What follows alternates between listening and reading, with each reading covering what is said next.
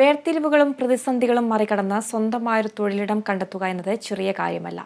അങ്ങനെയൊരു സംരംഭം തുടങ്ങി സമൂഹത്തിന് മാതൃകയാവുകയാണ് ഒരു ട്രാൻസ്ജെൻഡർ കൂട്ടായ്മ. ലക്ഷ്യ ജ്യൂസ് കൗണ്ടറിൽ ആകെ തിരക്കാണ്. സ്പെഷ്യൽ സോഡകൾ മുതൽ ലസ്സിയും ജ്യൂസുകളും ഉണ്ടാക്കുന്നതിലാണ് എല്ലാവരുടെയും ശ്രദ്ധ. അച്ചാർ സോഡയും മിക്സഡ് വെറൈറ്റികളും 15ഓളം ജ്യൂസുകളുമെല്ലാം ഈ ഒരൊറ്റ കൗണ്ടറിൽ ലഭ്യമാണ്.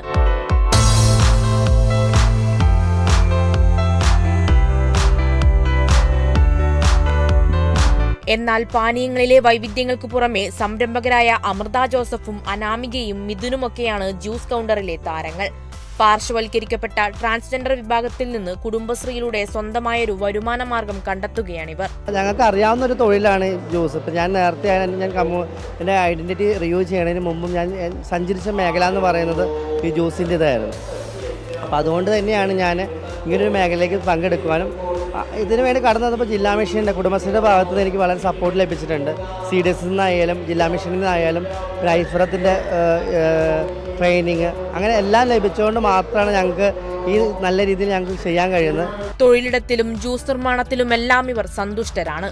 കൂടെ ട്രാൻസ്ജെൻഡർ വിഭാഗത്തിന് ഇനിയും തൊഴിലവസരങ്ങൾ സൃഷ്ടിക്കപ്പെടണമെന്നും സമൂഹത്തിന്റെ അംഗീകാരം ഉണ്ടാകണമെന്നതുമാണ് ഇവരുടെ ആവശ്യം. Kerala vision news, Kochi.